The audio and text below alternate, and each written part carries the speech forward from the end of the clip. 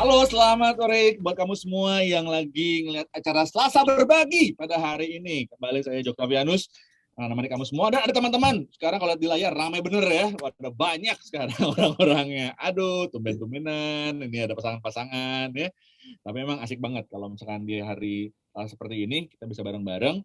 Terutama untuk kita semua juga bisa saling ingetin sama orang-orang sekitar kita, bahwa kita bisa memberikan hidup buat teman-teman yang ada di sekitar kita, yang ada di dekat kita, dan juga kalau setiap Selasa kan saya selalu ngomong ya, untuk yuk berbagi hidup buat orang-orang yang mungkin saat ini lagi membutuhkan pertolongan, atau mungkin belum pernah sama sekali dengerin Injil.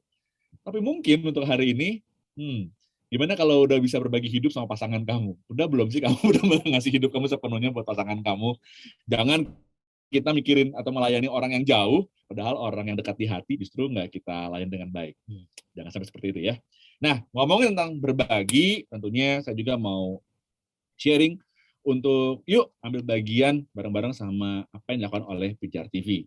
Karena Selasa Berbagi, selain untuk ingetin kamu untuk kita bisa berbagi buat orang-orang di sekitar kita atau orang yang kita kasih hari ini, kita juga diingetin bahwa Pijar TV secara konsisten selalu menyiarkan kabar baik ke seluruh pelosok Indonesia. Nah, itu semua tidak akan pernah terjadi kalau tidak ada dukungan dari teman-teman, rekan-rekan yang menyaksikan acara ini. Oleh karena itu, yuk donasi saudara kami butuhkan untuk kita terus secara konsisten, secara terus-menerus bisa menyiarkan kabar baik sampai ke seluruh pelosok Indonesia. Donasi saudara harus kami gunakan untuk penyebaran penayangan Pijar TV di satelit-satelit yang menjangkau area-area terpencil Indonesia. Ini bukan masalah berapa banyak yang Anda berikan, tapi besar kecil pemberian saudara dalam Selasa Berbagi itu akan menjadi bagian dari kepedulian yang sesungguhnya agar amanat agung dapat disiarkan ke seluruh pelosok Indonesia. BCA 5055182121 atas nama Yayasan Pelayanan Media Indonesia dapat Anda gunakan untuk menyalurkan donasi Anda. Lalu Anda bisa menyaksikan Pijar TV tentunya di Transvision channel 778 dan juga Anda bisa menyaksikan lewat live streamingnya di www.pijar.tv. Kalau Anda mungkin selama menyaksikan acara ini, lalu setelah kami selesai, kayaknya kita ada punya pertanyaan nih, saya punya pertanyaan, atau saya punya permohonan doa. Kamu bisa kirimkan setiap permohonan doa atau pertanyaan kamu itu ke nomor yang tertera di layar, 0813-8700-7055. Kamu bisa kirimkan melalui WhatsApp dan tim respon Pijar TV siap untuk melayani Anda. Kami juga mengundang Anda untuk mampir ke online shopnya Pijar TV yang terdapat di Tokopedia ataupun Shopee karena, nah ini dia, saat ini Pijar TV punya deretan t-shirt, desain t-shirt yang terbaru, lalu juga ada t-shirt tote bag yang terbaru. Silakan kamu bisa mampir ke online shop Pijar TV dan mendapatkan ini semua. Mendapatkan ya, bukan gratis, beli dong. Ya, tentunya kamu akan tampil keren kayaknya kalau saya pakai baju-baju ini dan juga tote bag seperti ini. Oke? Alright, kalau gitu langsung saja kita ngobrol bareng dengan teman-teman kita. Saya hari ini ditemani sama Peter Chris dan Raptornya. Halo Om Chris, senyum dong Om Chris, senyum. Ayo, 1, 2, 3, senyum. Halo, biasa. Gak nanya kabar, gue gak nanya kabar. Ya, Raptornya gimana kabarnya Raptornya, Om Chris? Sama seperti dunia, masih berputar dari barat sampai ke timur. Sangat puitis sekali ya. Terima kasih Om Chris untuk penduluannya ya. Om Chris dari Bubble Everyday. Lalu saya mau nyapa Randy. Biasanya Randy sendirian, sekarang ada sampingnya Randy adalah Ibu Randy ya. Halo Ren, apa kabar Ren? Halo. Dita, apa kabar? Oke. Ren, kenalin atau Ren? Itu siapa Ren sebelah Ren? Ya, ini adalah pasangan hidup saya. Istri saya. Oh iya dong. Oke, ada Dita. Randy kalau ada istrinya agak ini ya, agak pendiam ya sekarang ya. Biasanya Randy tuh ngomongnya kencang banget. Kalau ada istri dia istri saya. Nah, ini Dita istrinya Randy yang selalu mendukung di belakang layar ya. Nah, ini dia. Halo Kak Dita, apa kabar? Baik, puji Tuhan. Ya, lalu selain Pastor Randy dan juga Dita, ada juga Marsha Manopo beserta Ibu Marsha. Hai semua. Halo Kak Sinta, apa kabar? Ya, baik. Puji Tuhan. Iya. Marsha, kenalin dong Marsha, jangan gitu diem aja sih, kenalin dong. Mana sih? Hai semua, saya Marsha dan sebelah kanan saya adalah istri saya, kami sudah bersama selama 6 tahun dan Wih. senang sekali. Ya 6 tahun ya, benar ya? Benar ya? Ya kan ya? Iya. Iya benar. Lupa. Dan senang sekali akhirnya kami bisa berada di Pijar TV ini bersama dengan teman-teman dan saudara semua. Terima kasih sudah mengundang setiap kami dan kami berharap untuk kami bisa membagikan apa yang kami alami buat saudara semua di Pijar TV. Terima kasih. Ya. Oh, Pak RT pidato. iya. Untuk pakai batik beliau. Ini kayaknya gue salah acara gue. Salah kostum, kalau gue bukan salah acara, salah kostum. Salah acara ini orang-orangnya salah. Tapi tadi menarik loh yang Mas tadi bilang. Kami akan membagikan pengalaman kami hari ini. Nah, gue penasaran nih, karena tema kita kan hari ini kan I don't want your sex for now, ya. Gue nggak mau ngomongin atau do the activities ya tentang seks itu sekarang. Yang jelas bahasa Indonesia. Yang jelas. Oh iya, Indonesia. Makanya gue nggak ngomong bahasa Inggris, gue ngomong bahasa Indonesia. Kalau ngomong bahasa Inggris nanti jadi salah gitu kan? Yang jelas. Apa tuh tadi tindakan itu apa itu yang jelas itu yang jelas. Makanya kalau ngomong tindakan, gue mau nanya sama Marsha berdasarkan pengalaman tadi dia bilang. Ya, siapa mau nanya sih? Kalau suami istri kan wis inilah ya. Mungkin tapi kita mau bahas juga lah nanti lah. Cuman ngomongin tentang pasangan, terutama buat teman-teman yang lagi ngelihat acara ini yang belum nikah nih, yang mungkin masih pendekatan, bukan pendekatan, belum kawin, belum nikah. Agak gini. Oh, iya, harus diluruskan. Karena tidak ada yang namanya undang-undang pernikahan, nggak ada. Indonesia nggak mengenal undang-undang pernikahan. Indonesia mengenal undang-undang perkawinan. Jadi belum kawin. Nah, gue nanya, di kana apa? Pernikahan apa perkawinan? Tergantung ejaan yang kamu pakai. Ini kok jadi ngomong gini? Termasuk karena itu kan bukan Indonesia. Jadi dia mau pakai nikah, mau pakai kawin, mau pakai apa, bodoh amat kan katanya. Gitu kan. Nah, kita di Indonesia, makanya perkawinan, undang-undang perkawinan. Kan undang-undang perkawinan ya. Makanya kan sebelum kawin udah kawin belum, kan lucu. Jadi harusnya apa nanyanya? Nah iya, sudah melakukan aktivitas tadi. Nah, gitu. Nah udah balik lagi deh ke masalah yang lagi awal. Ini kopi atau selasa berbagi jadi begini ya? Atau ini, saya nggak mau kawin sekarang. Itu judulnya kali ya. Ya kan bisa mudah kan? Apakah sebelum kawin sudah melakukan aktivitas hubungan seksual atau belum? Kan gitu kan lebih mudah. Sia, kalau lu kan selama ini kan komunitas lu kan kebanyakan anak muda juga ya Sia ya? Iya. KAC kan ya? Iya. Nah, gue mau nanya dulu deh. Seberapa bebas lu cerita atau lu mendengarkan cerita mereka tentang mungkin ada yang cerita bahwa pacar gua sempat ngajak gua untuk berhubungan seks dan pasti saran kita kan gini, jangan lakukan seks sebelum menikah, pasti kan begitu kan, tapi pengen tahu cerita deh tentang pengalaman lu di KAC, tentang orang-orang atau teman-teman yang lu layanin, mungkin ada cerita dan bagaimana lu sharing tentang untuk menanggulangi masalah itu. Ya, jadi begini ya, teman. Ya, emang kami melayani untuk sebagian besar anak-anak muda ya. Dan puji Tuhannya sih mereka sejauh ini mereka mau bercerita karena hubungan kita udah deket banget. Sehingga mereka anggap kita seperti kakak. Sehingga waktu mereka jatuh pun mereka cerita ke kita bagaimana mereka, aduh kak gue masih nonton porno, aduh gue masih masturbasi. Bahkan ada pasangan yang datang ke kita cerita, aduh kak gue berdua jatuh lagi, gimana nih kak. Mereka juga cerita ke kita. Ada juga seorang wanita datang cerita tentang, aduh kak gue udah aborsi nih dan lain sebagainya. Nah di situ kita langsung mencap dia, parah lu gitu.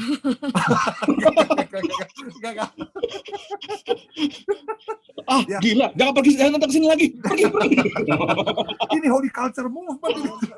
Kekudusan ini kalah. Jadi awalnya sih kita dengar dulu cerita dari mereka ya. Aku mau siapin batu deh. Siapin batu. Jangan dong. Kita dengar dulu. Kita pasti jadi pendengar dulu gitu ke mereka. Tapi kita tidak membenarkan juga tindakan mereka, tapi kita support mereka untuk terus bangkit melakukan lagi, pertobatan ya. Pertobatan, bangkit lagi, apalagi yang habis aborsi itu kayaknya dia stres banget, melakukan banyak, dia ngerasa bersalah banget. udah double lah, pokoknya double portion. Nah di situ kita coba hadir ada aja dulu sih buat mereka, kita kasih tahu value-value firman Tuhan, dan juga kita up mentalnya dia biar nggak stres banget, biar nggak mental breakdown gitu ya, sehingga kita terus temenin dia, dampingi dia terus sih. Dan kalau untuk yang pasangan datang itu juga akhirnya kita benar-benar dampingi mereka di dalam setiap pacaran mereka, bukan terus kita ngintil gitu ya. Gimana pacaran kalian? Sini, saya sebagai gembala akan lihat. Kak, kita mau nonton, nggak bisa, kita berempat. Nggak juga. Terus dampingi dalam pemuritan sih. Pemuritan. Oh gitu. Dalam pemuritan. Oke, nanti kita coba bahas ya cara pendampingan kalian tuh kayak gimana sih di komunitasnya KAC ya. Nah, Ren, gue juga mau nanya juga nih, tadi kalau Marsha tadi kan sempat share gitu loh. Ya kita udah udah deket banget kayak keluarga gitu loh, dan mereka juga terbuka kalau misalnya ada sesuatu atau jatuh. Nah, tapi kayak Ren ini, Ren, lu kan di master plan dan juga didampingi sama Dita. Apakah di komunitas kamu ada yang nganggap ini bukan jatuh, tapi seks itu kayak ini kan culture modern aja, dan gimana cara ngebilangin ke mereka? Sejauh ini sih di master plan puji Tuhan ya, semua baik-baik saja, tidak ada yang jatuh dalam dosa.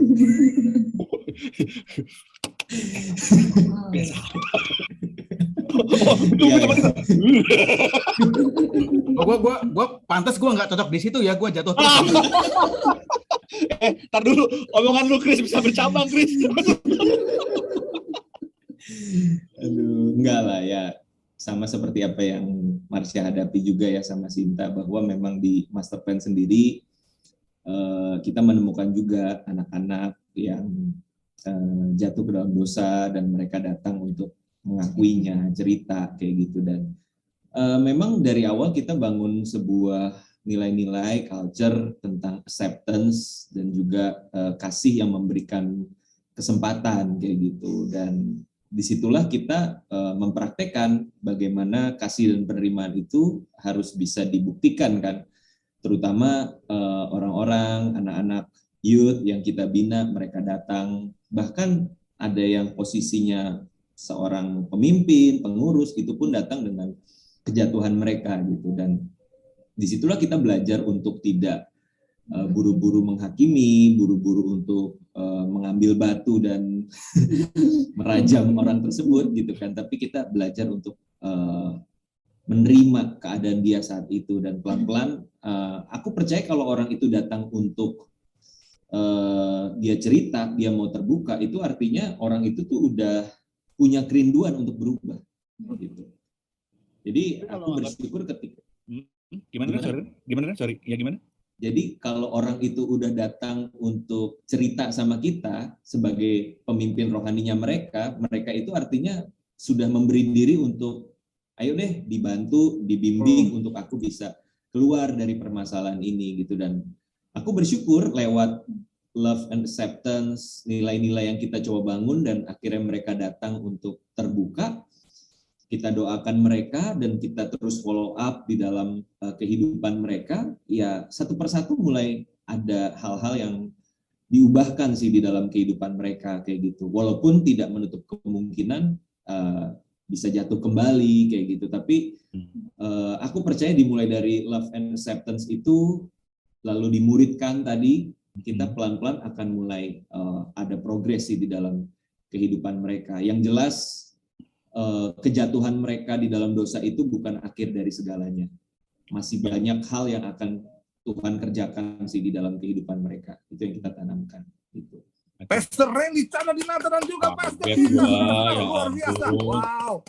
Jawaban sangat menarik sekali, saudara. Kok makan enak banget sih kayaknya? Iya, nggak bagi-bagi. Dia mah. Gini nih kalau ngundang para influencers nih ya. Jadi kita nggak tahu siapa yang moderator, siapa yang lagi. Oh iya. Oh, maaf. Enggak seru bro, seru. Tapi ngomong-ngomong nih, gue mau nanya juga nih sama Om Chris. Gimana Om Chris kalau biasa aja? Belum Pak. Kalau soal sex before marriage tuh apa sih yang what's the Bible says about sex and marriage, sex before marriage gitu loh. Pengen tahu nih soal Alkitab. Buat manusia pertama bukankah nggak ada marriage ya? Jadi gimana tuh? Ya kan KUA belum ada dan juga pendeta yang memberkati juga belum ada. Jadi pertanyaannya jangan mengada-ada deh gitu.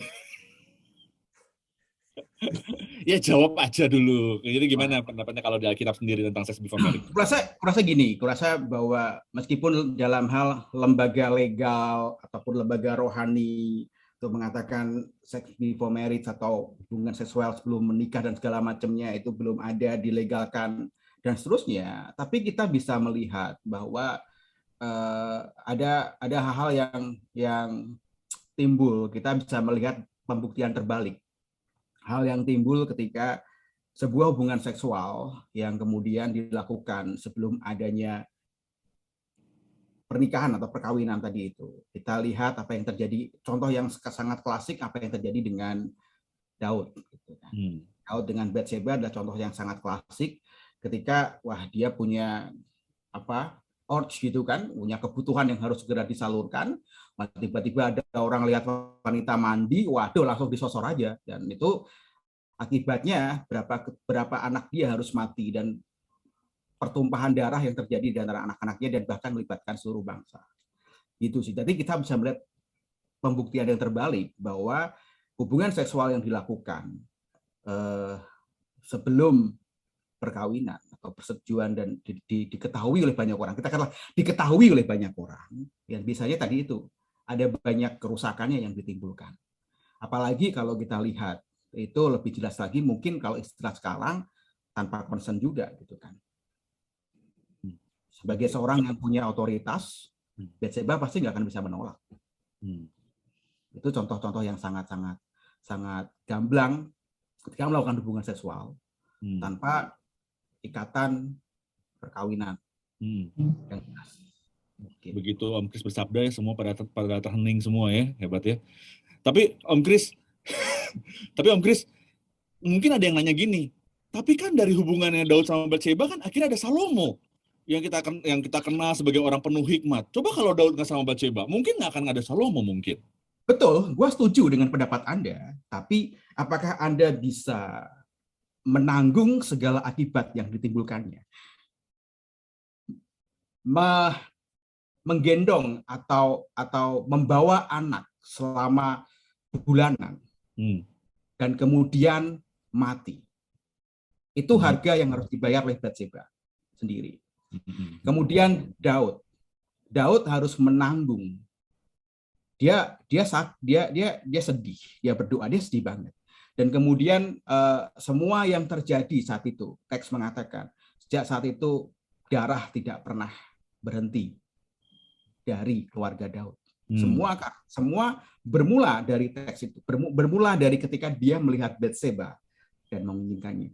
Kalau Anda siap untuk menanggung segala resikonya, ya monggo, silahkan. Dan aku percaya bahwa Tuhan adalah Tuhan the second chance. Tuhan akan memberikan kesempatan bagi Anda. Tapi sampai detik kapan Anda tahu bahwa this is it dan gue harus berubah?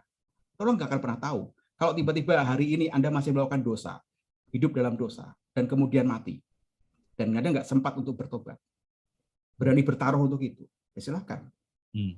Karena kita melihat semua gambaran yang di Alkitab, itu membuat kita untuk berpikir, membuat kita untuk berhikmat.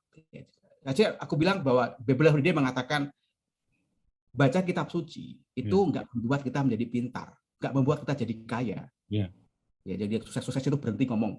Tapi baca kitab suci itu untuk membuat kita berhikmat. Ada begitu banyak kebenaran di sana. Kita belajar dari kesalahan orang untuk tidak mengulanginya lagi. Dan paling tidak Alkitab menunjukkan, teks menunjukkan, ini loh kira-kira akibatnya. If you continue to do this and this is going to happen to your life. Not only you, tetapi keluargamu, orang-orang sekitar, bahkan bangsa ini. Ya, silakan, Bro Marsha, tolong terjemahkan tadi yang kata-kata terakhir tadi. Amazing. Lord, mantap, baru ketok. Ya, tuh nantilah. NKRI harga mati. Ya. Gila sih, ya memang sih ya, kita seringkali nggak mikirin konsekuensinya ya, mikirnya cuma yang, oh ya sejarah berlanjut, dan ada cerita di balik Salomo yang luar biasa itu, gitu kan, padahal kita nggak mikir ada harga juga yang dibayar sama Daud ya, kali itu ya. Oke. Nah, seperti biasa Selasa Berbagi selalu sebetulnya kita membahas pertanyaan-pertanyaan yang masuk ke Timnas Pengejar TV, dan itulah kenapa tema ini ada. Om Marsha sama Mas Cinta mungkin bisa bisa bantu untuk menjawab pertanyaan ini ya, ini dari pemirsa kita. Oke, ini. Nah, saya punya hubungan yang cukup lama selama 3 tahun. Saya dan cowok saya beda agama, tapi kami sepakat untuk satu iman pada waktu pernikahan nanti. Tapi selama saya menjalin hubungan dengan dia, saya ngerasa semakin jauh sama Tuhan. Bahkan saya hancur dalam hubungan yang putus nyambung berkali-kali, bahkan yang paling parah, saya melakukan hubungan seksual terlalu sering. Saya selalu beranggapan dia yang terakhir. Apakah sebaiknya saya akhiri hubungan ini? Bagaimana pertanggungjawaban saya pada Tuhan karena saya sudah berdosa? Oke, mungkin Kak Sinta atau Marsha silakan. Yang terus kaget. Ini ceritanya punya hubungan yang cukup lama, 3 tahun. Ini sebenarnya aku juga dulu ngalamin ini sih. Jadi dulu aku tuh punya pacar yang 7 tahun juga, 7 tahun lama banget. Biasa dong. Lama banget dan memang tapi satu iman. Cuman gini, kalau tadi bilang beda agama gitu ya, beda iman. Kalau aku saranin sih kayaknya harusnya enggak ya, karena apa ya? Yang satu iman aja tuh ribetnya setengah mati gitu loh. Maksudnya nggak usah ngomongin agama dulu deh, nggak usah ngomongin iman dulu. Ngomongin adat, terus ngomongin prinsip, ngomongin sifat masing-masing, itu aja butuh penyesuaian gitu. Apalagi dengan agama yang kita notabene dibesarkan dengan cara yang beda dari kecil sampai gede dengan culture agama yang ini, terus harus menyesuaikan dengan agama yang satu lagi. Dan kalau misalnya memang kita akan sepakat satu iman, make sure bahwa pindah keyakinan itu bukan karena manusianya gitu, tapi karena dia ketemu sama Tuhan, dia perjumpaan encounter dengan Tuhan. Karena kalau misalnya sampai cuman karena seseorang gitu ya, manusia tuh kan mengecewakan gitu. Sampai kalau dibikin kecewa sama pasangannya, itu lama-lama dia pasti kayak ternyata Kristen tuh begini ya, gini.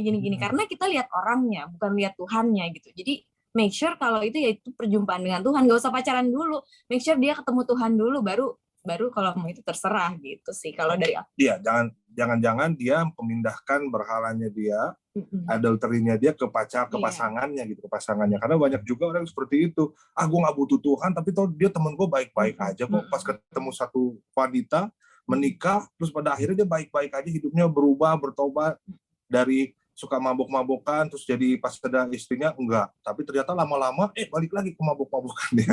Jadi ternyata cuma berubah adulterinya dia, berhalanya dia dari mabok-mabokan, dari minuman sampai ke istrinya. Jadi istrinya jadi mungkin berhalanya dia gitu ya.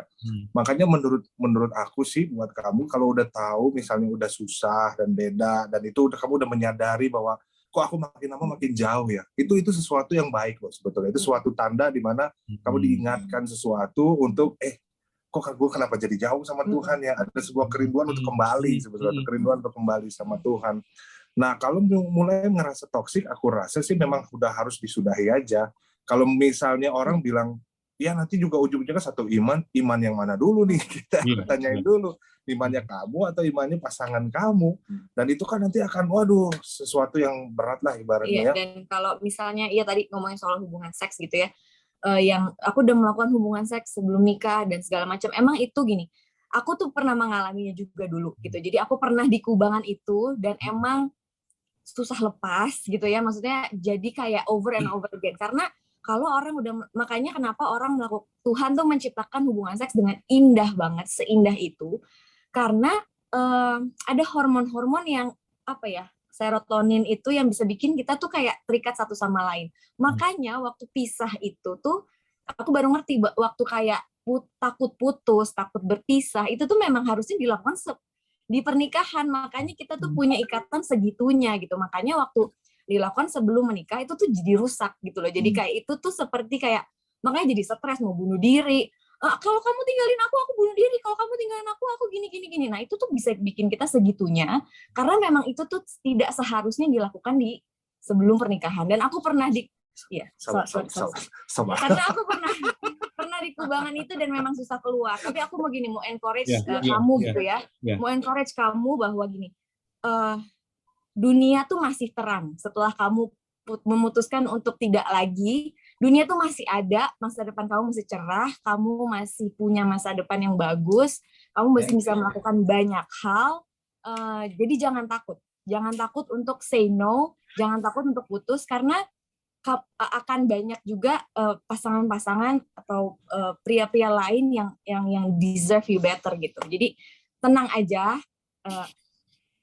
Cerita. Tenang aja, jangan takut karena ini bukan end of the world. Kalau kamu putus pun itu bukan akhir dari dunia, kamu bisa. Kalau aku sih gitu sih, karena aku pernah melewatinya memang berat, tapi bisa. Ya kalau sama Tuhan tapi ya. Tanggung jawabnya sama Tuhan ya, kalau udah tahu bertobat aja dan jangan lakukan lagi. Itu aja sih. Itu dari Jessica dong. Luar biasa sekali Bapak Ibu, luar biasa sekali. Tapi sebentar, kenapa manggil aku Om, manggil dia Kak ya? Oh iya dong. Agak jomplang ya. Emang kurang jelas maksud pernyataannya kurang jelas. Oh iya jelas. Gitu. Ya karena banyak banget yang takut, termasuk takut kayak pisah karena itu gitu. Karena kayak aku udah ngelakuin ini, aku udah nggak berharga, udah apa. Karena ya itu tadi. Jadi anggap dia satu-satunya. Aku tak bisa hidup tanpa dia. Dulu aku tuh nganggep mantan aku tuh satu-satunya orang yang bisa aku lihat di dalam pelaminan. Sabar. Dulu ya, sebelum aku lepas, sebelum aku ketemu Tuhan, sebelum aku lihat bahwa dunia tuh masih lebih terang gitu. Itu memang itu yang aku lihat. Cuman dia satu-satunya. Tapi ternyata enggak, teman-teman, tenang aja. Ada saya. Bertobat dan jangan lakukan lagi. Udah itu aja sih. Nggak percuma beli tanaman tiap minggu ya. Nah, yang pertama tadi tentang beda iman gitu, beda keyakinan. Yang satu iman aja gitu ya, kadang-kadang kita ribet banget gitu ya.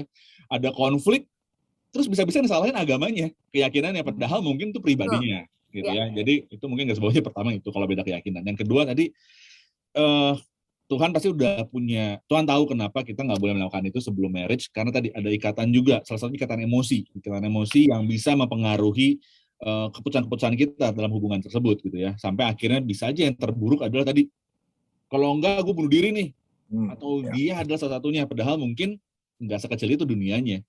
Makanya itulah kenapa sex before marriage itu adalah sesuatu yang tidak diperkenankan di hadapan Tuhan gitu ya. Mungkin itu secara singkat seperti itu ya, Marsha dan Sinta ya, dan thank you banget udah cerita juga tentang pengalaman sehingga kita jadi lebih ngerti lagi tentang hal itu. Nah, buat Kak Randy dan Kak Dita ya, tapi saya nggak boleh manggil Om sama Kakak tadi katanya. Kalau gue bukan Om ya. Kalau Randy aja nggak dipanggil Om, Marsha langsung protes. Padahal mukanya lebih Om Randy ya. Wih. Iya terus. Pak Ini kayaknya gitu, paling Selasa berbagi paling ini ya, banyak celah-celah. Asik banget. Nah, buat Karinda Mumita nih ya, boleh kita ngebantu pemirsa kita yang lain ya dengan pertanyaan berikutnya ya. Oke. Nih, ada pertanyaan Kak. Kak, saya mau cerita. Waktu SMA, saya salah dalam pergaulan. Bergaul terlalu bebas sampai mengenal seks bebas dan masih banyak lagi. Sampai saya hamil. Saya jatuh dalam dosa yang ngebuat saya merasa tidak layak di dunia dan di hadapan Tuhan. Apa yang harus saya lakukan sekarang, Kak? Oke, mungkin Kak Dita atau Kak Randy, silakan mungkin bisa bantu untuk jawab, silakan. Iya. Satu hal sih yang aku tahu bahwa serusak apapun kehidupan yang pernah kita jalanin, masa lalu yang pernah kita buat, kesalahan seperti apapun, itu tidak membuat Tuhan kehabisan akal untuk memulihkan keadaan kita gitu. Jadi karena ini bicara sesuatu yang sudah terjadi ya, nasi sudah menjadi bubur gitu kan. Nah, biarlah bubur itu dikasih ayam, kecap asin dan berbagai macam bumbu yang lain gitu kan. Karena yang pertama, aborsi itu bukan solusi ya. Menghilangkan nyawa orang lain, menghilangkan nyawa bayi yang tidak bersalah demi kepentingan kita sendiri, jelas itu tidak menjadi solusi yang terbaik gitu. Jadi kalau memang anak itu bisa dipertahankan dengan melanjutkan hubungan, bisa dicoba gitu. Ya walaupun aku akui dari berbagai pasangan yang mungkin menjalin sebuah hubungan karena MBA gitu, mungkin sebagian besar berakhir dengan tidak baik gitu. Tapi tidak menutup kemungkinan juga ada beberapa orang yang bisa menghasilkan sesuatu yang luar biasa dari awal pernikahan yang mungkin kelihatannya berantakan seperti itu gitu. God can turn your mess into a message gitu kan. Bagaimana hal yang tadinya kelihatannya kok gini amat ya awal mula pernikahan kita gitu. Tapi aku bersyukur, contohnya misalkan ya almarhum Pastor Adit bersama dengan Joanna kan, lewat pernikahan yang dimulai dari sebuah kesalahan, tapi at the end bisa menjadi sebuah kesaksian yang luar biasa gitu. Jadi aku percaya buat teman-teman yang saat ini sedang ada di momen di mana mengalami kegagalan, kesalahan sebelumnya, itu bukan akhir dari segalanya. Gitu. Aku percaya kalau kita berserah sama Tuhan, ya apalagi dua orang ini, pasangan ini mau sama-sama dibentuk, sama-sama masuk ke dalam proses pendewasaan, proses pertobatan yang ada di dalam Tuhan, aku percaya justru lewat hubungan yang awalnya rusak ini bisa menjadi sebuah kesaksian yang luar biasa bagi orang-orang lain kayak gitu. Masalahnya, mau nggak kita jadi orang yang sedikit itu? Ya, be a history maker, menjadi sebuah pengubah sejarah minimal dalam kehidupan kita gitu. Jadi lewat mess itu menjadi sebuah message-nya Tuhan buat banyak orang kayak gitu. Jadi nggak usah patah semangat, justru berjuang gitu loh untuk membuat hidupmu menjadi lebih baik dan menjadi kesaksian buat banyak orang. Oke, Kak Dita mungkin dari sisi wanita, Kak Dita. Sisi wanita. Ya intinya sih, ya benar banget yang si Randy bilang. Cuma sih aku lebih ke apa yang harus kita lakukan yang tadi itu. Ya menurut aku sih ya kita datang aja ke Tuhan gitu, karena tangan Tuhan kan selalu terbuka, selalu ada kesempatan kedua buat siapapun gitu, karena semerah apapun dosa kita, ya buat Tuhan kan pasti ada cara untuk memutihkannya lagi gitu. Terus kalau menurut aku sih sama ini juga sih, kalau misalnya memulai hidup setelah kita datang ke Tuhan, kita memilih untuk dimuridkan gitu. Jadi cari seseorang yang bisa kamu jadiin untuk jadi mentor gitu. Jadi kalau kamu nanti cari, misalnya nih si pasangannya nggak mau bertanggung jawab, kan otomatis berarti dia sendiri nih yang cewek kan, menghidupi si anak kecil itu sendiri dengan segala konsekuensinya gitu kan. Nah ya menurut aku sih kalau dia berniat untuk mencari pasangan lagi suatu saat, ya ada baiknya dia punya mentor untuk membimbing dia untuk cari pasangan yang benar gitu. Punya komunitas juga ya.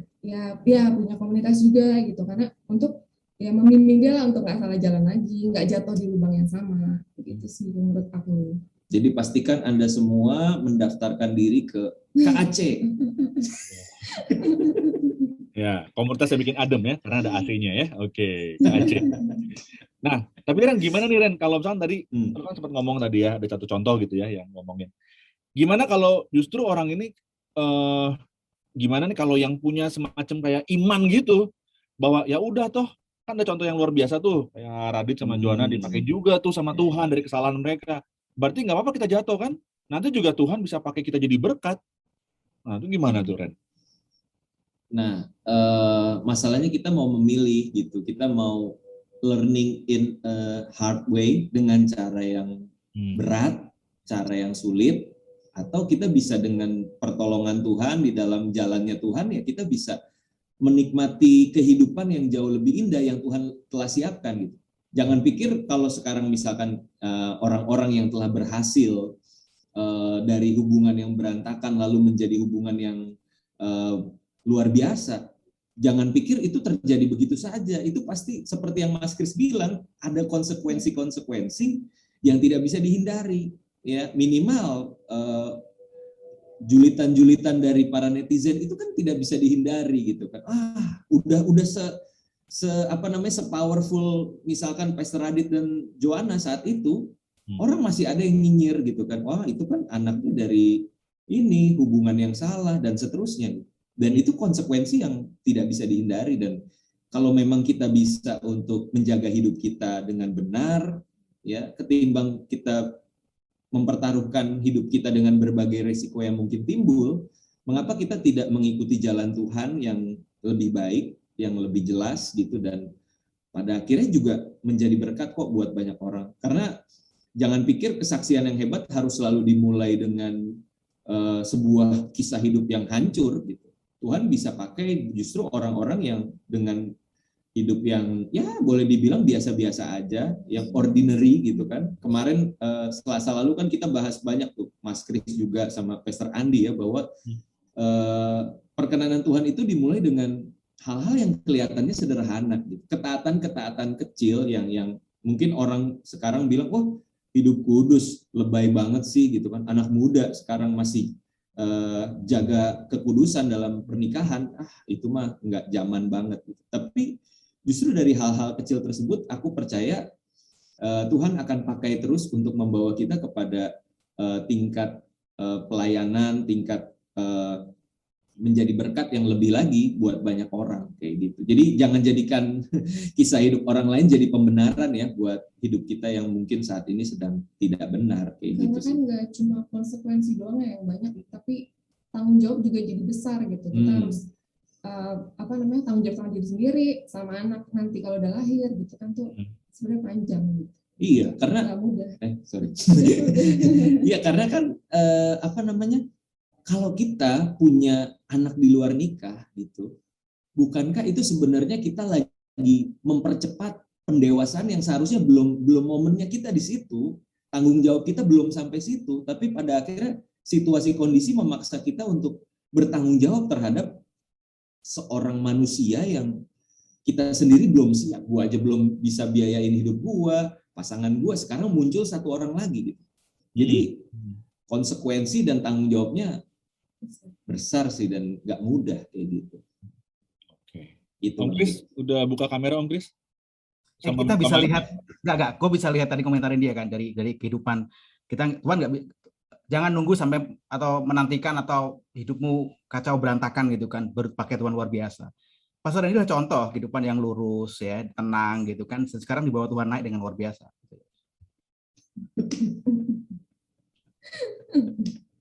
Komen yang itu aja komennya berkali ya, terima kasih, sangat memberkati. Oke, Kak Marsha mungkin Kak Marsha ada yang mau nambahin nggak, Marsha sama Kak Sinta dari apa yang tadi disampaikan sama Randy? Itu udah bagus banget yang dibagi sama Om Randy dan Kak Dita, itu udah bagus sekali. Jadi aku nggak mau nambahin apa-apa. Thank you, Marsha dan Kak Sinta. Ya, apa yang disampaikan Randy tadi sudah sangat baik. Kita tidak mau menambahkan dan mengurangi satu iota pun ya, jadi janganlah, biarkan aja. Oke. Om Kris, boleh minta pendapatnya nih Om Kris. Ada pertanyaan juga nih dari pemirsa Pijar TV ya. Kita lihat ya satunya. Oke. Nah, pertanyaannya gini. Di negara ini yang dikategorikan tindakan melanggar hukum adalah pemerkosaan. Berarti jika hubungan seksual dilakukan oleh pasangan suka sama suka, nggak salah dong. Bukankah komitmen keduanya bisa menjamin keseriusan hubungan yang mereka jalani? Kalau urusan dosa, bukankah mereka yang akan menanggungnya sendiri? Nah, di mana larangan Tuhan untuk hal ini, Kak? Pertanyaan yang sangat menarik sebetulnya. Dan silahkan sih, aku juga tidak melarang kalau mau melakukannya ya monggo, silahkan saja. Sama seperti tadi dikatakan bahwa resiko bukan di saya, resiko di Anda yang melakukannya. Dan kemudian keturunan Anda juga. Gitu. Ini perlu PR sih sebetulnya, perlu PR juga ketika negara ini tentang hukum. Bahwa hukum pemerkosaan pun masih lemah sebetulnya. Jadi berhati-hati saja. Gitu. Dan kemudian juga ketika dikatakan tidak ada suka sama suka gitu kan. Itu juga kalau ditelisik lagi itu pasti ada celah yang dimanfaatkan entah oleh pria ataupun wanita, keduanya sama saja, bahwa pasti ada celah di sana dikatakan bahwa konsen seperti apa, konsen apa yang bisa dijadikan alasan dan segala macamnya, pasti ada pihak yang dirugikan, itu pasti banget. Semua terjadi itu karena tadi tidak ada hikmat, tidak berpikir panjang, dan kemudian juga tidak punya komunitas yang mendukung gitu kan. Aku jadi berpikir tadi kan ngomong kejatuhan gitu kan. Itu Lucifer komunitasnya kemana ketika dia jatuh kok dibiarin? So gini, kita harus seringkali dari pembenaran adalah mencari hukum yang tertulis. Mencari hukum yang tertulis, atau katakanlah Tuhan ngomong ini, Tuhan ngomong itu. Oh, Tuhan nggak ngomong ini kok, Tuhan nggak ngomong itu. So what? I will do it anyway, gitu kan? Nggak ada masalah, gitu kan? Tubuhku sendiri juga dan seterusnya. Tapi kita perlu melihat seluruh teks gospel secara lengkap, gitu kan? Ada banyak pesan yang bisa kita tarik dan kita bisa terapkan dalam relationship, terutama ketika kita berbicara soal seks sebelum menikah, hubungan seks sebelum menikah, gitu kan? Kenapa sih kita perlu menunggu? Ada banyak gini. Tapi ada satu yang sering disalahartikan atau di mitos yang salah gitu. Ketika kita harus nunggu gitu kan, nanti supaya kita mengalami kehidupan seksual yang luar biasa dan seterusnya, kita akan mengalami malam pertama yang keren. Padahal juga nggak seperti itu juga sih, gitu kan. Malam-malam yang ditunggu-tunggu gitu kan, tiba-tiba di malam hari ketiga, honey, sorry, aku lagi dapet. Kan gitu kan. Bayangin itu pengalaman gue sendiri. itu kita nggak beda jauh, Mas. itu aduh, ditunggu-tunggu seminggu cuman ngobrol aja di kamar, itu lucu. gitu itu lucu. Tapi kita mau lihat bahwa ada proses menanti, dan ketika Tuhan mengatakan tidak gitu, let's say katakanlah Tuhan melarang gitu, dan juga ada keuntungan bagi kita menunggu momennya itu, karena dalam proses menunggu itu hubungan di antara keduanya dikuatkan, gitu. Hubungan di antara keduanya dikuatkan, saling percaya dikuatkan. Terus kemudian komitmen itu juga hubungan yang kuat, kepercayaan dan juga komitmen itu diuji dan dibangun di sana dalam proses menunggu. Karena kan pernikahan kan tidak hanya untuk satu malam itu saja, gitu kan. Pernikahan itu kan seliar-liarnya, segoblok-gobloknya orang, ketika mereka pikir pernikahan itu nggak hanya untuk semalam aja, mereka pingin pernikahan itu seterusnya, gitu loh. Beneran repot ngurus catering, repot ngurusin prewedding, repot ngurusin semuanya, repot ngurusin calon mertua, ya kan, iya gitu kan. Jadi pengennya adalah sekali gitu kan. So dalam proses menanti ini, perkuat hubungannya antara keduanya, kepercayaan dan komitmen. Bayangkan jika saja mau melakukan hubungan seks dengan kamu di saat sebelum menikah, kamu akan berpikir macam-macam dengan dia. Jangan-jangan dulu udah pernah. Jangan-jangan sampai sejauh mana gitu. Itu baru situ. Terus kemudian nanti, waduh, sebelum menikah aja berani melakukan ini. Nanti kalau aku keluar kota, nanti kalau gini-gini gimana. Gitu. Jadi trust sudah rusak.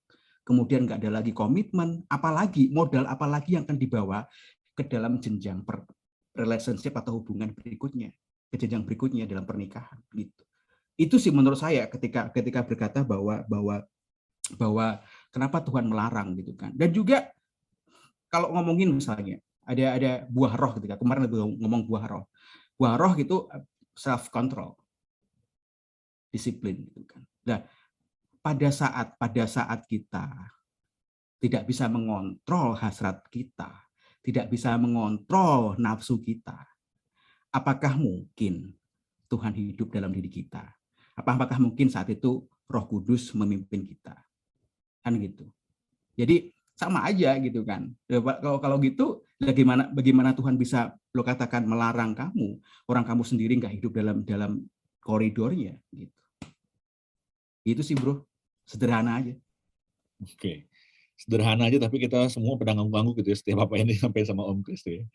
Nah, ini mungkin Kak Sinta sama Marsha sama Kak Dita Marendi mungkin bisa bantu jawab juga, karena di sini ada satu pernyataan tindakan melanggar hukum tentang pemerkosaan. Nah, dia agak mention gini, berarti jika hubungan seksual dilakukan oleh pasangan suka sama suka, itu nggak salah dong. Nah, kalau misalnya dalam pernikahan misalkan gitu, ada pemaksaan untuk melakukan hubungan seksual tuh gimana kalau dalam pernikahan? Mungkin dari pengalaman rekan-rekan dari Kak Sinta sama Marsha sama Kak Dito sama Randy. Gimana pendapatnya, Kak? Aku nggak dengar ya. Udah. Jadi ya. Aduh. Ya kalau kita sih memang, kalau gue pribadi dan juga Sinta, kalau kita berdua memang nggak pernah ada pemaksaan. Tak ada yang memaksa gitu loh. Kalau memangnya lagi, kadang memang di pernikahan itu ternyata seks bukan segalanya sih sebetulnya sih teman-teman. Karena kita nggak, kalau sebelum menikah sih kayak, waduh nanti kalau udah nikah gue bisa tiap hari nih. Ya, emang. Tapi emang bener loh, iblis tuh ganggu di season hidup kita tuh, dia tahu dia harus ganggu di mana, dia tahu harus ganggu di area mana. Kayak misalnya di pacaran dia ganggu di area kekudusan. Terus tiap ada kesempatan sikat, kesempatan, wah kapan lagi nih? Kalau di pernikahan dia nggak ganggu lagi di situ, dia ganggu lagi di trust, dia ganggu lagi di mungkin di financial, itu gini. Jadi asumsi dan segala macam ya. Jadi beda-beda memang. Jadi pas sudah pernikahan, pas malam gitu ya, capek udahlah gak usah. dan buat kita memang kita nggak mau memaksa juga sih. Ya, karena nggak asik lah kalau misalnya kita maksa pasangan kita juga untuk melakukan karena keegoan kita. Karena pernikahan itu ngomong tentang kita bisa saling memberi, kita bisa saling berbagi dan lain segala macam. Bukan hanya terus menuntut. Kamu kan harus ini dong, harus harus mengikuti apa yang menjadi keinginan suami. Kalau tidak, kamu tidak sesuai. Wah, tidak sesuai dengan firman Tuhan. Kamu nggak tunduk. Enggak, gitu juga kan. Dan pada akhirnya kita berdua sih nggak pernah komunikasi. Dan ya nggak apa-apa juga kalau misalnya nggak mau juga ya nggak apa-apa. Bukan berarti dia nggak mencintai kita, nggak juga sih sebetulnya.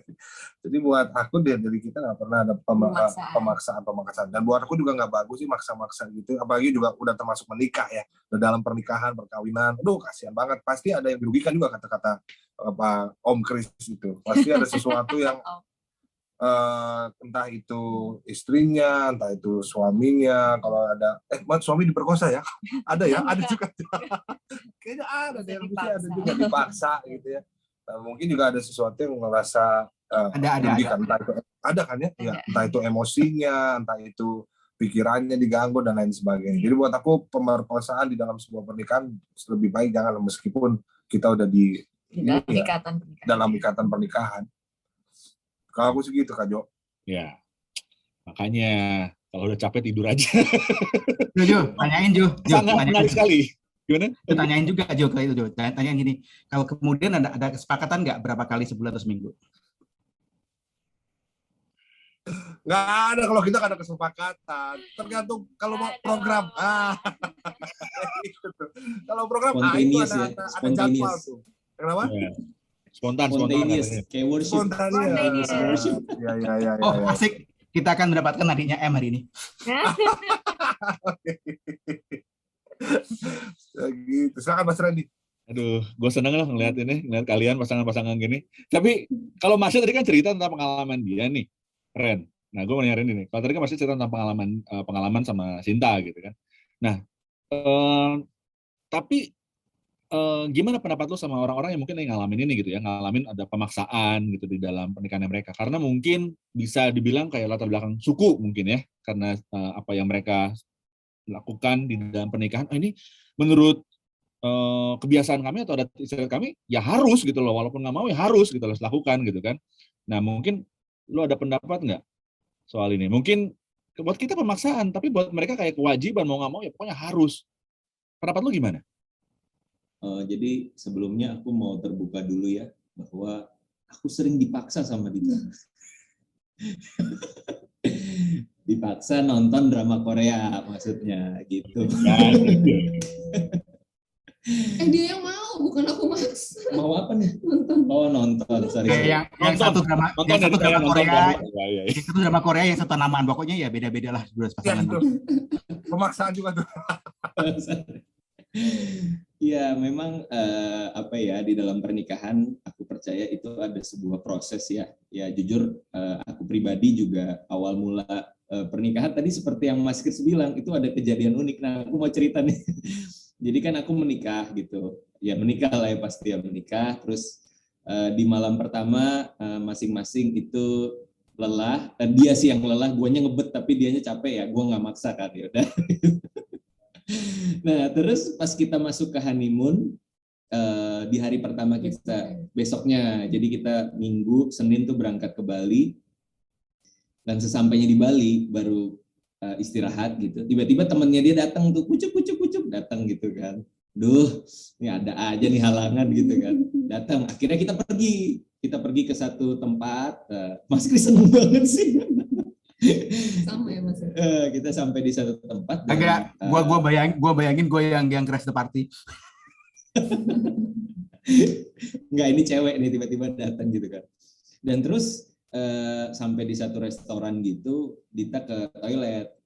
Balik-balik dari toilet dia bilang, Ren, aku dapet Ren. Itu kayak dunia runtuh saat itu gitu.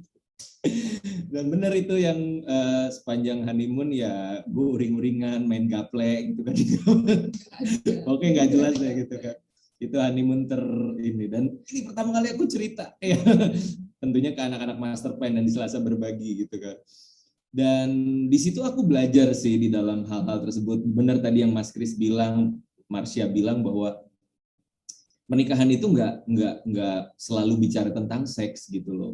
Dan di situ aku belajar bahwa iya ya, bahwa banyak hal-hal lain di dalam sebuah pernikahan yang perlu kita perhatikan gitu. Mungkin kalau di presentase seks itu dapat berapa persennya doang dari sekian banyak, mulai dari susu bayi, uang sekolah ya kan, terus tanaman mungkin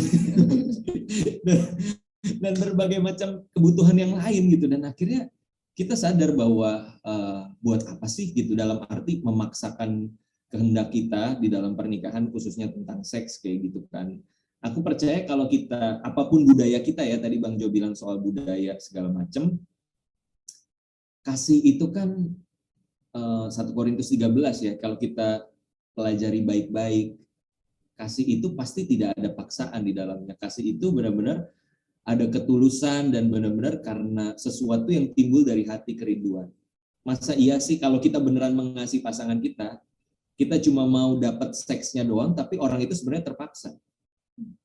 Nah, coba deh direnungin, apakah itu benar-benar seks yang benar gitu di mata Tuhan? Terus Gitu. kan nggak cuma seks doang, maksudnya segala sesuatu yang dilakukan dengan terpaksa pasti hasilnya nggak enak gitu. Yeah. Misalnya nggak usah yang seksnya deh, misalnya kamu misalnya nggak perhatian misalnya. Oh misalnya, catat baik-baik misalnya. Terus misalnya akunya nuntut untuk yang kamu tuh perhatian dikit dong, kamu tuh care dikit dong gitu. Walaupun dia pada akhirnya akan, aduh ya udah deh daripada kita bete, mending gue mencoba perhatian dikit ya gitu. Kan nggak akan enak ya gitu. Kalau buat aku nih, aku lebih senang kalau misalnya ya dia belajar sedikit perhatian gitu, karena dari hatinya mau, oh ya gue tahu nih Dita senangnya ini, gue akan belajar deh sedikit perhatian kayak gitu sih kalau menurut aku. Jadi memang apa ya, segala sesuatu yang didasari oleh keterpaksaan itu pasti nggak akan berakhir dengan baik gitu. Makanya aku bersyukur ya Alkitab mengajarkan kita tentang kasih gitu. Dan di dalam segala hal termasuk seks sendiri ya harusnya didasari oleh kasih, bukan oleh nafsu gitu loh. Dan pada akhirnya akan menjadi sebuah pernikahan yang indah sih gitu, karena tidak ada paksaan. Itu Bang Jo. Ya makanya Ren, kayak Marsha beli tanaman minimal. Benar. Oh bener kan? Tanaman itu biar cuan. Besok curiga Marsha beli ikan cupang ya jangan deh. Ada ikan apa sih? Cupang. Dia ada ikan cupang di bawah itu. Waduh. Iya. Ini ada pertanyaan nih, ada pertanyaan. Kak, tapi kalau aku kasusnya gini katanya. Aku jujur cerita, tapi anonim. Jadi sorry ya, kita nggak sebut nama di sini. Aku pernah menikah dengan cara yang benar. Sex before marriage. Dan cowok ini ya bener banget. Dia bahkan mau jadi hamba Tuhan. Dan aku ngerasa ini bener banget nih. 2 tahun pernikahan berjalan, dia banyak emosian. KDRT, mukulin aku, ngamuk-ngamuk. Dan tiba-tiba kayak jijik sama aku. Ya aku kabur dong dari pernikahan itu. Aku tinggal sama mamaku setahun lebih. Jadi aku kabur setahun lebih dari dia. Nah, sekarang dia juga nggak tahu kemana. Aku nggak tahu gimana mau lanjutin atau akhiri pernikahan ini. Dan sekarang aku ketemu satu cowok yang sangat menghargai aku. Tapi dia selalu minta untuk nikah sama aku. Nah, kalau aku nikah sama dia sebelum aku beresin pernikahan dengan laki-laki yang sebelumnya ini, apakah ini juga dosa sex before marriage atau dosa zina? Lalu aku harus gimana? Oke, siapa silakan yang mau jawab. Ini Om Kris kayaknya tentang ini sadis ini. Tentang firman-firman ini, waduh Om Kris Bible Everyday ini sedap ini. Ke-mute Om Kris. Masih di mute. Aku mute karena emang nggak pengen ngomong. Pertanyaannya apa sih pertanyaannya? Ayo ditunjukkan lagi. Iya, intinya adalah dia ini kan masih terikat pernikahan gitu kan, tapi dia ada masalah dalam pernikahannya, pasangannya KDRT gitu kan, tapi terus dia kabur dari rumah, dari pernikahannya, terus ketemu sama satu cowok, dan cowoknya ini juga tertarik sama dia. Nah, apa kalau sambil hubungan sama dia ini, apakah dia proses before marriage atau gimana? Jadi silakan, monggo. Ya, kurasa gini. Pertama adalah kita harus lihat bahwa manusia segala kebutuhan tadi yang disebutkan, seks before ataupun after marriage, kemudian mencari seseorang, itu kita lihat bahwa manusia itu nggak bisa sendiri. Gua bukan curhat. Manusia itu nggak bisa sendiri. Makanya dia perlu connect kepada orang lain. Gitu. Dan ketika orang yang terdekatnya tidak bisa menjadi channel untuk connect tadi, itu akan jadi berantakan. Dia akan mencari channel yang lain untuk connect. Ketika merasa connect pada orang lain, itu artinya orang lain itu melihat dirinya utuh, nggak hanya sebagai objek. Ya, biasanya ada banyak yang terjadi karena dalam pernikahan melihat pasangannya hanya sebagai sebuah objek. Entah objek apapun, termasuk juga objek seks itu udah sesuatu yang salah gitu kan. Makanya dia tidak mendapatkan artinya sebuah hubungan yang sangat dasar. Bagaimanapun manusia diciptakan untuk connect to others, untuk connect kepada orang lain juga. Bagi saya langkah dia untuk mencari orang lain nggak bisa dihindarkan. Tetapi perlu juga diketahui bahwa orang lain pasti akan mengecewakan lebih dahulu. Itu. Mau cari siapapun, mau cari orang lain dari sebuah hubungan yang sudah rusak, dari connect yang tidak terkonek tadi, itu akan membawa kerusakan yang lain lagi. Sebelum segala satu yang di belakang dibereskan, hubungan yang berikutnya pasti akan rusak. Seseorang membangun rumah dengan dasar yang rusak, walaupun atasnya akan gilang gemilang dan penuh cemerlang, bawahnya sudah rusak duluan. Bagaimana mungkin ini nanti rumah yang dibangun lagi ini akan kuat juga? Garansi pasti tidak, karena dasarnya juga tidak kuat, dasarnya tidak benar juga. Sehingga ketika ada hubungan yang lama bermasalah, selesaikan lebih dahulu. Saat ini hubunganmu, ini aku ngomong langsung, hubunganmu dengan cowok yang baru ini, cowok atau cewek nggak tahu nih jenis kelaminnya, postpone aja dulu, hentikan aja semuanya, freeze aja dulu semuanya, kan ini belum terlanjur kan, jadi aku bilang freeze aja dulu semuanya, and then lupakan semuanya itu, kembali kepada yang lama tadi itu, bereskan semuanya, gitu. Memang aku tidak akan pernah support KDRT gitu. Itu sesuatu yang sangat parah gitu. Dan kalau itu ada di orang-orang sekitarku, ya kan aku datengin dengan geng gitu kan. Langsung kita bawa ke hamba Tuhan gitu kan. Kalau dia hamba Tuhan gitu kan. Kita langsung aja gitu kan. Karena Kitab Suci kan juga mengatakan bahwa kalau ada masalah, bawa orangnya. Kalau nggak bisa diomongin berdua, mari kita pertemukan dengan semua orang-orang yang berwenang, otoritas dia. Gitu. Harus ada yang berani begitu. Gitu.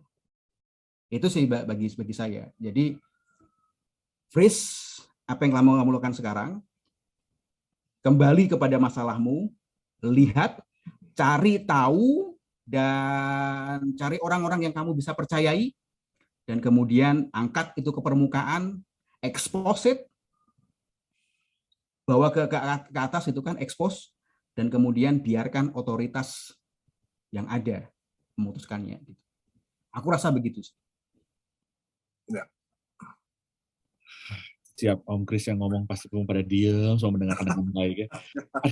Ada yang mau nambahin dari Ya. Marsha atau Rami? Kalau aku, makanya sangat penting untuk kita mengenali pasangan kita sebelum kita menikah sih sebetulnya Kak Jo. Yang pertama itu, jangan sampai kita buru-buru sampai ngelihat kurang begitu dekat dengan pasangan kita. Karena dalam pernikahan juga kita masih banyak terus belajar sih sebetulnya. Jadi sebelum kita memutuskan untuk menikah, kenali pasangan kita dengan baik terlebih dahulu. Seenggaknya bobrok-bobroknya dia kita kenalin. Kalau kita oke dengan itu, ya nggak apa-apa, silakan lanjutkan. Tapi kalau misalnya aku udah kenal nih Kak, udah lama kita pacaran, udah 20 tahun, sudah pacaran 20 tahun. Jadi aku udah kenal semuanya Kak. Terus ada satu yang aku nggak suka sih Kak, misalnya marah-marah gitu. Terus gimana? Ya mungkin pernikahan akan berubah, tapi aku rasa dalam pernikahan juga jangan berharap untuk pasangan kita berubah, ibaratnya seperti itu. Kita bisa nggak for the worst case menerima dengan lapang dada lah ibaratnya untuk kekurangan pasangan kita. Kalau nggak bisa terus mau dibisa-bisain, mendingan jangan sih menurut aku sih, mendingan nggak usah. Tapi kalau oke ya nggak apa-apa juga. Jadi jangan berharap untuk berubah. Nah dengan demikian kalau untuk si non ya namanya non kan, anonim. Yeah. Untuk dia cewek atau cowok, nah untuk pasangan yang baru juga jangan buru-buru. Takutnya ini malah jadi pelarian buat dia karena nggak mendapatkan sesuatu dari pasangannya yang lama. Ini pelarian, ini care, nggak gitu juga sebetulnya, dikenali dulu ya. Nah memang aku juga nggak setuju sama KDRT yang Kak Kris juga, dan aku juga nggak setuju dengan perceraian juga, aku sebetulnya nggak setuju juga. Cuman kalau misalnya dia bengep-bengep, hancur, berantakan, pulang, berusaha, terus hancur juga, ya ujung-ujungnya harus, amit-amit, harus berpisah gitu ya. Ya buat aku bertobat aja, jangan ulangin lagi. Karena kita semua pasti melakukan kesalahan yang bukan hanya perceraian aja ya. Sex before marriage juga, dan lain sebagainya. Itu jadi kita bertobat dan jangan ulangi lagi. Nah menurut aku jangan sampai terulang kesalahan yang sama dengan yang baru ini. Dan aku setuju dengan Kak Kri bahwa beresin dulu nih. Cuman masalahnya kalau misalnya orang yang hilang, karena kita ada case gitu juga, dia tetap bertahan, orangnya hilang, dia kalau mau bertahan nggak apa-apa, bertahan aja terus, meskipun orang itu dengan yang lain dan lain sebagainya. Tapi kalau nggak bisa diselesaikan juga dan pada akhirnya, coy harus berpisah, di mana Tuhan nggak suka dengan perceraian dan kita juga nggak support itu. Tapi kita juga kasihan daripada dia pulang bengep-bengep ya, habis dari MMA juga. Ya udah, nextnya juga tetap aja banting-banting aja sama istri. Ya, smackdown. Jadi buat aku mending jangan diulangi lagi lah, bertobat. Untuk yang nextnya please kenali dulu pasangannya. Kenalin dulu sih, karena itu penting sih, kenalin bener-bener kayak sifatnya dia. Karena kadang-kadang kita kenalnya setengah-setengah gitu, karena dibutain sama spark yang kayaknya dia, pokoknya dia deh, tapi kita kurang ngobrol, kita kurang tahu dia kayak gimana, kenali keluarganya. Itu sebenarnya penting banget sih untuk memulai suatu hubungan pernikahan gitu. Apalagi kalau kadang-kadang pengen cepat-cepat nikah, tapi kan nikah juga bukan untuk cerai gitu ya. Nikah tuh untuk satu selamanya. Jadi penting banget untuk kita tuh bener-bener kenali pasangan. Karena kita kalau misalnya kita beli ayam, itu sampai rumah nggak akan jadi kucing gitu maksudnya. Jadi kalau kita beli ayam ya dia sampai rumah ya ayam gitu, anaknya juga ya makanya jadinya ayam gitu loh. Jadi nggak mungkin berubah gitu. Berubah maksudnya kita mau terus berusaha buat berubah buat pasangan kita gitu ya. Tapi seenggaknya kita kenali sifat-sifat yang dia punya gitu. Kayak Marsha juga banyak banget kelemahannya gitu. Maksudnya yang maksudnya gini, yang akhirnya harusnya aku emang ternyata aku bisa tolerir itu. Jadi kayak kenalin dia dulu, oh dia tuh orangnya bla bla bla bla gitu ya. Aku nggak bilang aja ya. Aku nggak bilang loh. Iya. Masih tuh orang gini, oh oke, aku bisa terima kekurangannya dia. Di samping itu dia juga berusaha oke, aku harus menjadi orang yang lebih baik lagi. Itu tuh butuh sinkronisasi dan itu butuh kerjasama, butuh kemauan, butuh komitmen dari keduanya gitu ya. Jadi makanya pernikahan bisa jalannya bagus gitu. Tapi kalau memang kita dari awal udah nggak serak sama ininya sifatnya, tapi kita maksain, itu yang bisa bikin kita sebenarnya jadinya nantinya jadi terseok-seok banget gitu sih. Buat aku kayaknya udah kelihatan, mungkin udah kelihatan sih dari Mungkin. pacaran udah marah-marah itu harusnya sih udah kelihatan ya buat pacarnya. Kecuali kalau pacarnya seminggu gitu, 2 minggu ya nggak Iya. ketahuan. Kalau misalnya pasti ya kelihatan lah sifat-sifatnya dengan emosian Iya, gitu. makanya jangan tutup mata gitu ya. Terus juga perlengkapi sama orang-orang yang sayang sama kalian, orang tua, mentor. Karena itu tuh kayak apa ya, nggak bisa tutup mata, tutup kuping, tutup hati gitu. Karena enggak, pokoknya kayaknya dia kan mau jadi hamba Tuhan gitu. Oh dia ini. Jadi itu yang menutup kita untuk, oh ya pokoknya gue sama dia. Padahal sebenarnya kita butuh diperlengkapi sama orang-orang sekitar kita yang sayang sama kita. Kayaknya ya dia tuh gini deh. Orang tua, mami tapi nggak serak loh sama dia gini. Itu tuh kita harus pertimbangin karena mereka tuh yang raise kita, mereka yang pengen yang terbaik buat kita. Nggak ada untungnya buat mereka loh, tapi itu kan buat kita karena mereka tuh sayang banget sama kita. Nah itu kita harus diperlengkapi juga, mau dengeran sama mereka gitu, komunikasi. Dari kami sih. Aku tadi ada nangkap sinyal itu tadi, apa namanya? Tadi kan bilang Kak Sinta bilang ayam gitu kan. Siap-siap Bu Marsha untuk beliin kandang ayam. Nanti setelah tanaman dia akan minta ayam. Ternyata itu kode ya Mas Chris ya. Iya, kode. Coba tadi aku belinya tanaman ini gitu ya. Ya harus tanaman, kenapa ayam? Aduh, salah. Kenapa ayam? Ya, jadi kalau misalnya gue boleh simpulin dari apa yang Marsha sama Sinta tadi share, embel-embel latar belakang hamba Tuhan itu jangan jadi faktor untuk penentunya, tapi karakter orangnya sebenarnya yang jadi penentunya gitu kan. Dan kita nggak bisa ngerubah pasangan. Yang kita bisa lakukan adalah ya kita bisa kasih masukan buat dia untuk bisa menjadi pribadi yang lebih baik. Dan bagaimana kita nih sebagai pasangannya, kita bisa sejauh mana ya gue bisa menerima kekurangan dia ya, bagaimana gue bisa manage kekurangannya dia, dan gue juga bisa mengatur juga pribadi gue juga untuk jadi pribadi yang lebih baik. So ya hal itu nggak bisa didapetin dalam satu hari, atau tiba-tiba mungkin hubungan yang panjang, pacaran yang panjang itu juga bisa jadi jaminan untuk kita bisa ngerti dia. Tapi sejauh mana kita benar-benar bisa mempersiapkan diri kita untuk punya apa ya, yang ngerti ya pasangan kita, intinya itu ya. Pengertian itu nggak bisa mencoba untuk merubah, tapi pengertian juga nggak bisa juga gini, kalau memang dia bukan cocok buat gue ya gue nggak bisa paksain gitu ya. Oke. Thank you banget Kak Sinta dan Marsha.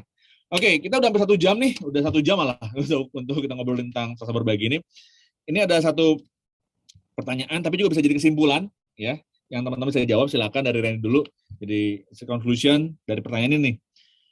Sebenarnya nih, how should we treat and value sex in our marriage, sehingga itu benar-benar menggambarkan kekudusan Allah.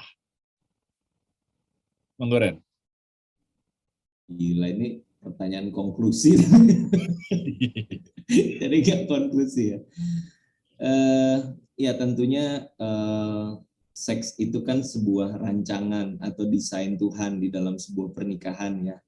Dan betapa Tuhan itu memberkati sebuah seks di dalam pernikahan gitu. Jadi buat aku yang pasti kita semua mesti, apalagi yang masih belum dalam pernikahan, kita mesti bersabar gitu ya untuk save the best for the last gitu kan. Kita jangan terburu-buru gitu.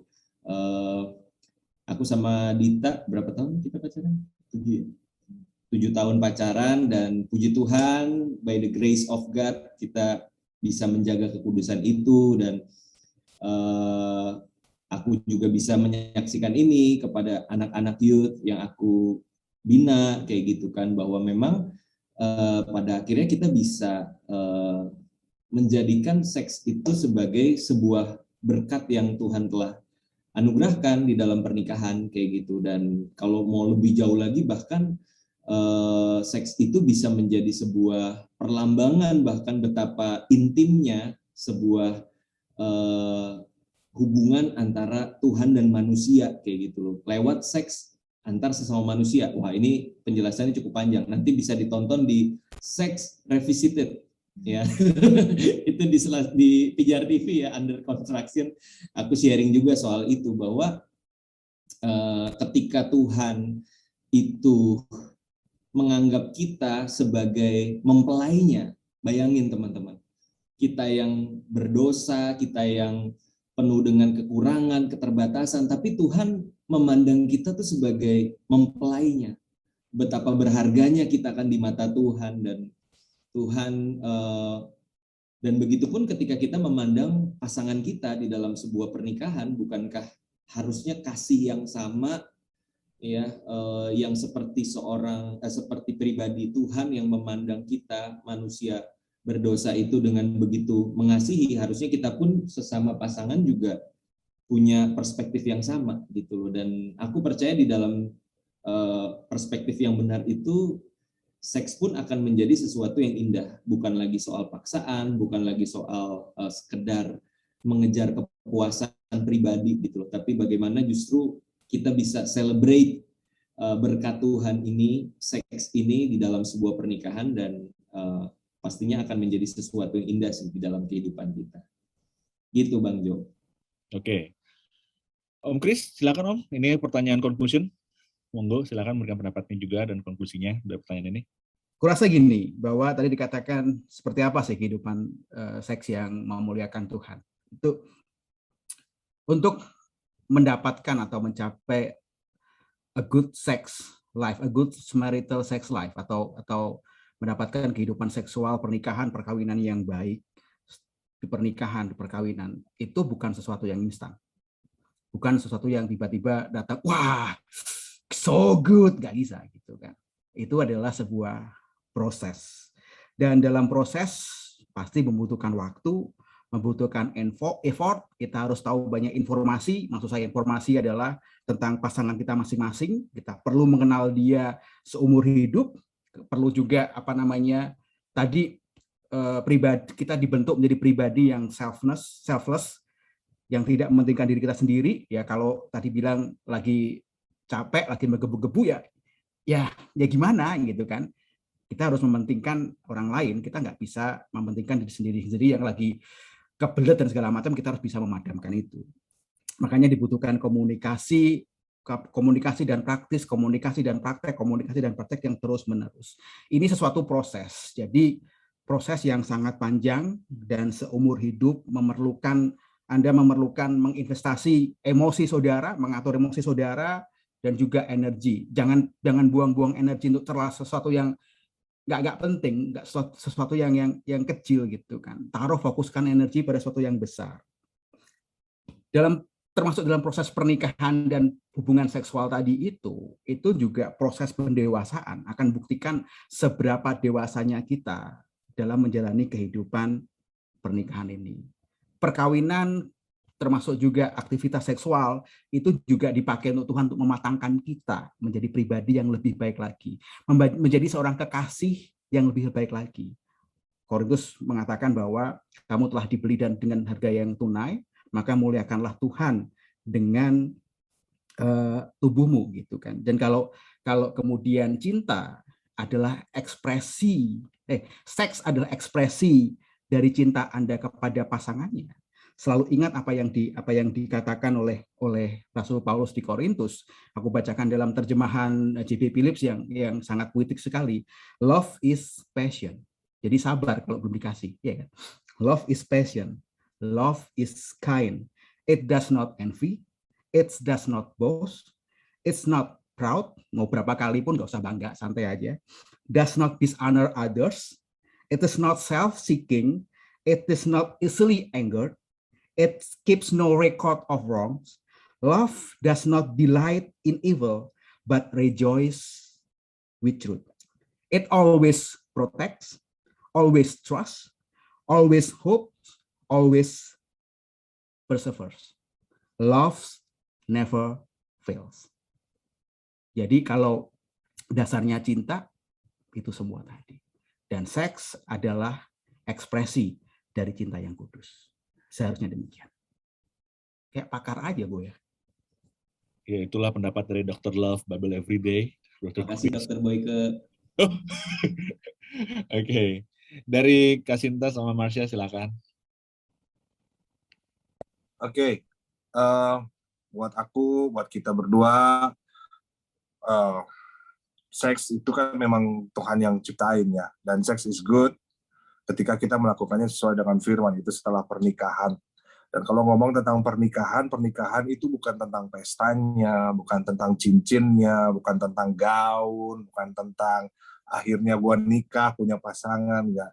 Tapi buat kita, pernikahan itu adalah covenant, perjanjian. Bukan hanya kita berdua, tapi dengan Tuhan juga. Dan ini yang sangat penting. Itu sebabnya kita dalam pernikahan itu pasti covenant-nya sama Tuhan, sehingga kita nggak bisa sembarangan untuk membuat perjanjian dengan pasangan dan juga dengan surga, karena ada Tuhan di situ dalam pernikahan kita. Dan ini yang harus kita sadari tentang covenant itu sendiri. Nah, makanya setiap covenant di dalam firman Tuhan, di dalam Alkitab, aku mungkin Om Chris bisa mereview nggak tuh. Dalam pernikahan covenant itu selalu hubungannya dengan darah anak domba lah, korban perjanjian lama dengan korban sembelihan perjanjian dengan Tuhan dan lain sebagainya. Sehingga kalau misalnya kita bisa melihat bahwa sebetulnya setiap wanita itu sebetulnya waktu lahir itu dilahirkan secara lock atau terkunci atau prewi, ibaratnya prewi gitu perawannya. Sehingga waktu ada covenant itu akhirnya dinikahin, jebol lah gitu, berdarah biasanya. Tapi kan ada juga yang nggak berdarah gara-gara kecelakaan, Kak, gitu ya. Itu oke juga maksudnya. Tapi pada dasarnya diciptakan perawan lah, ibaratnya covenant. Makanya itu yang harus kita sadari bahwa seks itu sangat indah, pernikahan itu pernikahan kudus juga dengan covenant sama Tuhan. Itu sebabnya kita nggak bisa sembarangan berbuat seks juga dan membuat perjanjian dengan banyak orang sama surga juga dan lain sebagainya. Itu sebabnya kita harus pikirin benar-benar kalau pernikahan itu adalah pernikahan yang kudus dan itu adalah covenant kita bersama dengan Tuhan. About covenant, marriage is about covenant. Buat aku sama Sinta sih. Kamu mau nambahin saya? Bahasa Ibraninya mungkin, bahasa aslinya atau gimana gitu ya? Wow, itu enggak. Itu sih Kak Jo. Mungkin ada bahasa tanaman mungkin yang mau ya, memang kalau misalnya kita lihat, aduh, dalam banget kalau kita bicara soal seks gitu ya, soal seks, apalagi kita menaruh dalam pernikahan ya, dalam hal pernikahan, itu bukan hal yang sembarangan, dan kita ngerti banget hari ini. Thank you banget buat pengalaman Marsha dan Sinta, thank you juga buat pengalaman Randy sama Dita juga yang udah share, bahwa yang namanya pasangan itu dihargai bukan karena kita pengen dapetin seksnya gitu, karena mereka bukan objek, tapi kita menghargai mereka sebagai bagian dari kehidupan kita, bagian dari kehidupan kita sebagai orang-orang yang bareng-bareng jalan kehidupan ini. Dan tadi ada banyak hal yang kita pelajarin soal dari beda keyakinan, bagaimana kita menghadapi pasangan beda keyakinan, bagaimana juga kita kalau misalkan ada dorongan seksual yang kita miliki dan kita punya pasangan tapi kita belum menikah. Dan juga tadi dibahas juga kalau udah nikah tapi itu juga ternyata nggak bisa juga maksain kalau punya keinginan. Apalagi pengalaman menarik sama Randy tadi ya, sangat nempel banget gitu ya. Dan tadi ditutup sama menghargai pasangan itu dimulai dari diri kita. Kita nggak bisa terus mencoba untuk kita merubah pasangan kita, tapi bagaimana kita bisa manage kekurangan pasangan kita dan persiapkan diri kita juga menjadi pribadi yang baik untuk pasangan kita. So, thank you banget buat Om Chris juga yang selalu dengan Bible Everyday-nya ngebagiin ayat-ayat yang luar biasa. Dan thank you banget buat teman-teman. By the way, tadi Randy sempat bilang bahwa kalau misalnya kamu pengen tahu lebih lanjut, kamu bisa lihat di Sex Revisited. Nah, ini dia ya. Kalau mau teman-teman juga, nah ini di Pijar TV ini ada satu acara namanya Under Construction. Ya, jadi teman-teman bisa lihat dia di YouTube ya, bisa lihat rekamannya di YouTube. Dan apa yang disampaikan oleh Randy tadi ada di sini. Sex Revisited by Pastor Randy Chandra Dinata. Mau tahu lebih detailnya? Silakan. Apa nih kira-kira yang diungkapkan sama Pastor Randy dalam tema ini ya? Mungkin Dita juga pengen tahu. Apa sih Ren lu? Oke, langsung aja ke channelnya Pijar TV di YouTube dan cari Under Construction. Ada Pastor Randy di sini. Oke, thank you banget teman-teman. Thank you banget buat Marsha dan Sinta, thank you banget yang udah hadir di sini. Lalu juga buat Randy dan Dita, thank you banget. buat Chris dan Lucia, terima kasih sudah menemani kita berbagi. Dan minggu depan kita ketemu lagi di Selasa Berbagi di jam yang sama di GoPlay dan juga di Facebook Live. Jangan lupa PJR TV, salam terang bagi Indonesia.